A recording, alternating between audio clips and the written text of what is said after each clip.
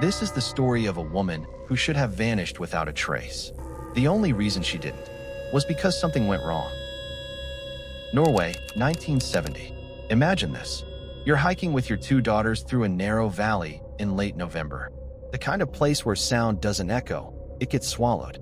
Pine trees rise like dark walls on either side of you, and the cold moves through them in long, slow breaths.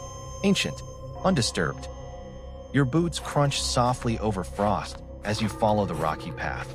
No one talks much. It's too quiet for that. Then your youngest daughter stops.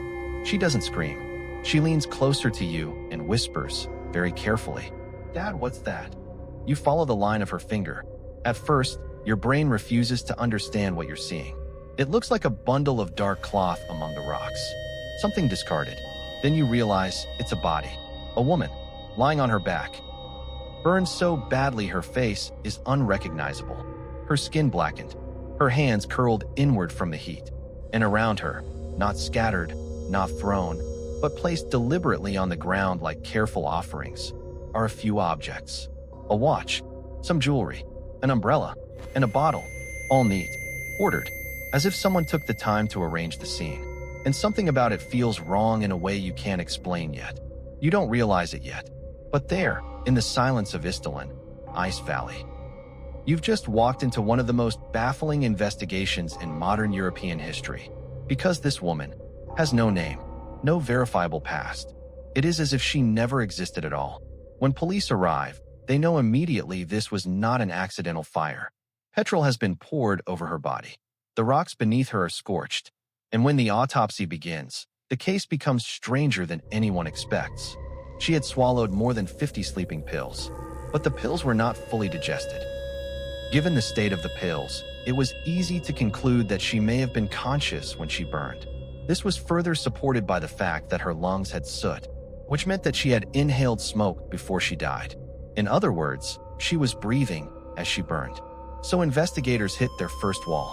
If she intended to end her life with pills, why hike deep into a frozen valley carrying petrol? Why not simply take them in a warm hotel room and fall asleep? And if this was murder, who would go to this trouble? Who would burn her body and then neatly arrange her belongings beside her? But it isn't the fire that unsettles investigators most. It's her shoes. One officer turns them over in his hands. Inside, where the manufacturer's tag should be, there is a clean, precise cut. He checks her coat. Another cut. Her gloves. Also cut. Her underwear. Cut. Every single label on her garments has been carefully removed. Not torn. Not burned. Cut out with intention. Her cosmetics are worse. The brand names have been scraped off with something sharp. Even the tiny markings inside the containers are gone. This is not random damage. This is someone who understood exactly how unidentified dead people are traced and identified. According to where they shop, what they wear, where things are made. Someone has erased every trail that could lead back to her. And for the first time, investigators wonder something unsettling. What if she did this herself? What if she took off all the labels herself? Why would she do that? 3 days later, the case takes a sharp turn. Police at Bergen train station call in. 2 suitcases have been sitting unclaimed in a locker. They belong to her. For the first time, investigators are looking at her life before Ice Valley. They open the suitcases carefully. Inside are clothes, all with the labels removed. Shoes, same thing. Cosmetics, scraped clean. And then they find something that makes them pause. Wigs. More than one. Different colors. Different styles. Why would a woman traveling alone need multiple wigs? Then they see the money. German marks, Belgian francs, Norwegian kroner, currencies from several countries. She has been crossing borders repeatedly. This is not how ordinary tourists travel. And then, at the bottom of one suitcase, they find a small notebook. Inside it are strange combinations of letters and numbers. It looks like some sort of code.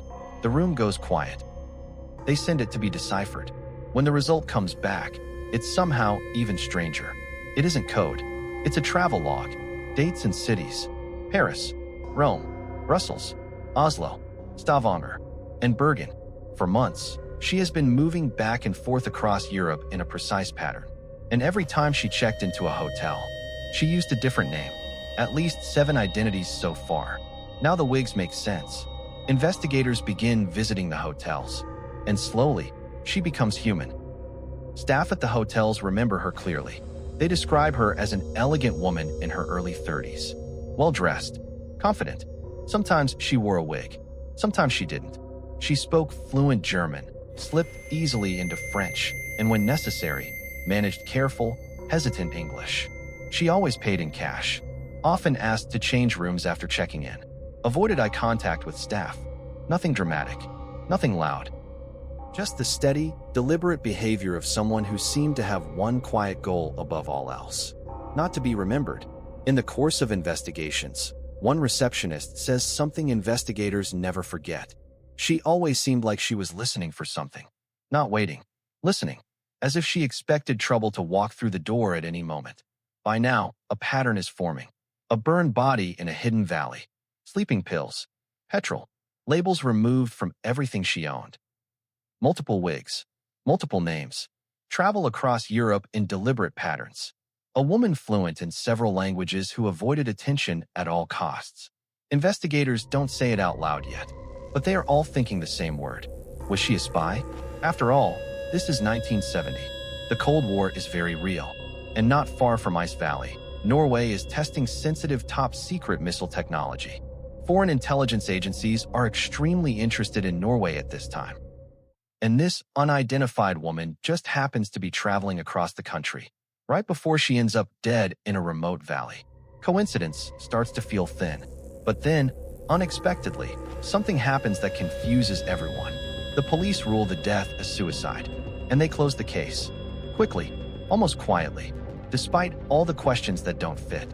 If she wanted to die, why not take the pills in a hotel? Why walk for hours into a freezing valley? Why bring petrol? Why erase every label from her life first? Was she paranoid? Disturbed? Or was she trained to disappear? Decades pass. Technology improves. And fresh investigators come into the scene. They decide to explore one final clue. They test her teeth using isotope analysis. It reveals where she likely grew up, near the French-German border, possibly around Nuremberg. She likely spent significant time in French-speaking regions. Now the languages make sense. The travel makes sense. Everything about her makes sense, except the one thing that matters most. Her name. With no identity, they bury what is left of her remains in Norway. They choose a Catholic ceremony, not because they knew her religion, but because some of the fake names she used were saints' names. That is how little they had. She lies in a grave in Norway, under a name that is not hers. This woman who moved through Europe like a ghost, changed names like clothes, never stayed long enough to belong anywhere, never stayed long enough to be known, and in the end, she almost erased herself from history completely, were it not for one hike, one father, and his 2 daughters in Ice Valley, that stopped her disappearance from being perfect. So what are we left with? A spy who got caught and killed? A woman running from something? Or someone who wanted, more than anything, to remove herself from the world? Because if that was her mission, she came very, very close.